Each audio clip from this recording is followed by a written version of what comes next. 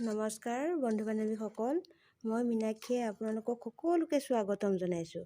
এই কণ বিলাহীটোৰ পৰা এটা নতুন ৰেচিপি প্ৰস্তুত কৰিম। কেনেকৈ কৰোঁ তাকে দেখাম আহকচোন। প্ৰথমতে ভালদৰে খুব 2-3 বাৰকৈ ধুই ৰ'দত অলপ টাইম শুকুৱাই লওঁ। প্ৰায় 1 ঘণ্টামান সময় মই ৰ'দত দিছোঁ। পানী থাকিলে ভেঁকুৰি যোৱা চান্স থাকে, গতিকে 1 ঘণ্টামান সময় মই ৰ'দত দিছোঁ।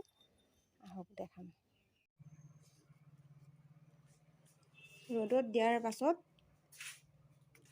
চাওকচোন, আৰু বৰ ধুনীয়া এটা গন্ধ আহিছে। লগতে কেঁচা জলকীয়াও মই এনেকৈ কাটি কাটি ৰ'দতে শুকুৱাইছোঁ। আৰু এইফালে তেল গৰমাই থৈছোঁ। অলপ গৰমৰ ভাৱ এটা থাকোঁতে তাতে মই কাটি থোৱা বিলাহীখিনি দি দিম। জিৰা দিছোঁ 1 চামুচ, আৰু বগা সৰিয়হ দিছোঁ 2 চামুচ, আৰু কালজিৰা দিছোঁ 1 চামুচ, জনি দিছোঁ। অলপ ফুটিব লৈছে।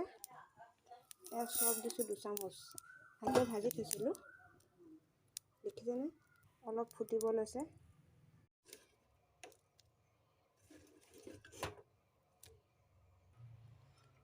আৰু সোৱাদ অনুসৰি নিমখ দিছোঁ। কালাৰটো ভাল হ'বৰ কাৰণে কাশ্মীৰী 1 চামুচ দিছোঁ, আৰু সেই পেষ্টটো দি দিছোঁ। ভালদৰে মিহলাই ল'ম। অলপ গৰম হৈ থাকোঁতে সকলোখিনি মিশ্ৰণ একলগ কৰি প্ৰায় 3 মিনিটমান সময় এনেদৰে ৰাখি থ'ম।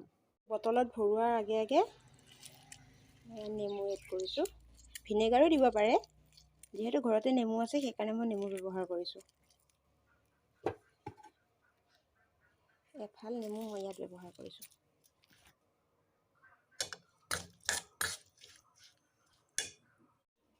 ঠাণ্ডা হোৱাৰ লগে লগে মই এটা কাঁচৰ পাত্ৰত ভৰাই দিছোঁ। 3 দিনমান ৰ'দত দিব।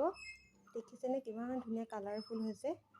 মই আগতে বনাইছিলোঁ, খাবলৈ খুব টেষ্টি হয়, গতিকে আপোনালোককো দেখাইছোঁ, ট্ৰাই কৰি চাব পাৰে। তেনেহ'লে আজিলৈ বাই বাই। আশা কৰোঁ ভিডিঅ'টি চাই ভাল পালে আৰু আপোনালোকে ঘৰতে ট্ৰাই কৰি চাব পাৰে।